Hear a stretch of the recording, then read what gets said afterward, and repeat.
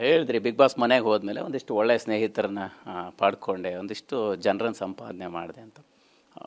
ಅಂದರೆ ಸ್ನೇಹ ಅಂತ ಬಂದರೆ ರಿಯಲ್ ಲೈಫಲ್ಲಿ ಸ್ಪಂದನ ಅವರಿಗೆ ಬಾಯ್ ಫ್ರೆಂಡ್ ಇದ್ದಾರಾ, ಮದುವೆ ಆಗೋ ಹಂತಕ್ಕೆ ಬಂದಿದೆಯಾ? ಯಾಕಂದರೆ ನಿಮ್ಮ ಅಭಿಮಾನಿಗಳು ಕುತೂಹಲದಿಂದ ಕೇಳ್ತಾ ಇದ್ದಾರೆ. ಯಾಕಂದರೆ ಆ ವಿಚಾರನ ಇಂಡೈರೆಕ್ಟಾಗಿ ನೀವು ಮೆನ್ಷನ್ ಮಾಡಿದ್ರಿ ಅದರಲ್ಲಿ. ಹಾಗಾಗಿ ಸ್ಪಂದನಾಗೆ ಗೆಸ್ ಮಾಡ್ತೀರಿ ಬಾಯ್ ಫ್ರೆಂಡ್ ಇದ್ದಾರಾ ಇಲ್ಲೋ ಅಂತ, ಆ ಕ್ಯೂರಿಯಾಸಿಟಿ ಇರಲಿ, ಯಾಕಂದರೆ ಅವಾಗ ವಿಷಯ ಮಾತಾಡ್ತಿರ್ತಾರೆ ಅಂತ ಅಷ್ಟೇ. ಮದುವೆ ಗೊತ್ತಿಲ್ಲ, ಇನ್ನೂ ಟೈಮ್ ಇದೆ ಅನಿಸುತ್ತೆ ಮದುವೆ ಆಗೋಕ್ಕೆ. ಅಂದರೆ ಇವಾಗ ಇಷ್ಟು ದೊಡ್ಡ ಪ್ಲ್ಯಾಟ್ಫಾರ್ಮ್ ಸಿಕ್ಕಿದೆ, ಇಷ್ಟು ಜನರನ್ನ ನೋಡೋಕ್ಕೆ ಸಿಕ್ಕಿದೆ, ಮಾತಾಡ್ಸೋಕ್ಕೆ ಸಿಕ್ಕಿದೆ ಅನಿಸುತ್ತೆ. ಅದನ್ನ ಸ್ವಲ್ಪ ಎಂಜಾಯ್ ಮಾಡ್ತೀನಿ ಅಂತ. ಎಸ್, ಇದೆಲ್ಲದ್ರ ಜೊತೆಗೆ ಅಂದರೆ ಗಿಲ್ಲಿ ಮತ್ತು ಕಾವ್ಯ ಅವರ ಲವ್ ಸ್ಟೋರಿನ, ಸ್ನೇಹನ, ಆತ್ಮೀಯತೆನ ಈ ನಾಟಕ್ಕೋಸ್ಕರ ಅವ್ರು ಹಾಗೆ ಬಿಹೇವ್ ಮಾಡ್ತಾರೆ ಅನ್ನೋದು ನೀವು ಕಂಡಂಗೆ. ಈಗ ಜನರಿಗೆ ಒಂದೊಂದು ದೃಷ್ಟಿಕೋನ ಇದೆ, ಅದನ್ನು ಕಂಡೆ. ಲವ್ ಸ್ಟೋರಿ ಅಥವಾ ಏನು ಶೋಗೋಸ್ಕರ ಮಾಡಿದ್ದಾರೆ ಅಂತ ನನಗೆ, ನಾನು ಅವರಿಬ್ಬರನ್ನ ಪರ್ಸ್ನಲಿ ಹತ್ತಿರದಿಂದ ಮಾತಾಡಿರೋದು ಅಥವಾ ನೋಡಿರೋದ್ರಿಂದ ಶೋಗೋಸ್ಕರ ಮಾಡಿದ್ದಾರೆ ಅಥವಾ ಲವ್ ಸ್ಟೋರಿ ಅಂತ ಅನಿಸಿಲ್ಲ ನನಗೆ. ಅಂದರೆ ಅವನಿಗೊಂದು ಜೆನ್ಯೂನ್ ಫ್ರೆಂಡ್ಶಿಪ್ ಇದೆ ಅವಳ ಜೊತೆ, ಆ್ಯಂಡ್ ಆ ಫ್ರೆಂಡ್ಶಿಪ್ ಇದ್ದಾಗಲೇ ಅವ್ನು ನನಗೆಲ್ಲ ರೇಗ್ಸೋದು ಮಾಡೋದು. So I think it's a genuine friendship.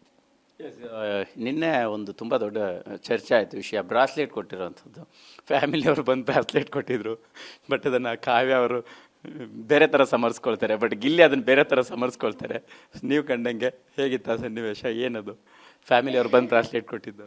ಫ್ಯಾಮಿಲಿಯವರು bracelet ಕೊಡ್ತಾರೆ ಅವನಿಗೆ, ಬಟ್ ಅವ್ನು ಮಾಮೂಲಿ ಕಾಮಿಡಿಯಾಗೆ ಇದು ಮಾಡ್ತಾನೆ. ಅದು ಯಾವಾಗ ರಾಖಿ ಅಂತ ಬಂದ್ಬಿಡುತ್ತೆ, ಅವನು ಸ್ಪಾಂಟೇನಿಯಸ್ಟಿಗೆ ಕಿಂಗ್. ಅವನು ಸ್ಪಾಂಟೇನಿಯಸ್ ಆಗಿ ಇಲ್ಲ, ಅದು ನಮ್ಮ ಕಡೆ ಈ ಥರ ಸಂಪ್ರದಾಯ ಅಂತಲೇ ತಗೋತಾನೆ. ಬಟ್ ಅದು ಅವನೆಲ್ಲೋ ಈ ವಾಸ್ ಕಾಮಿಡಿಯಾಗೆ ಹೇಳ್ದ, ಅದರಲ್ಲಿ ಏನು ಬ್ಯಾಕ್ ಸ್ಟೋರಿ ಇಲ್ಲ ಅಂತ ನಾನು ನಂಬಿದ್ದೀನಿ.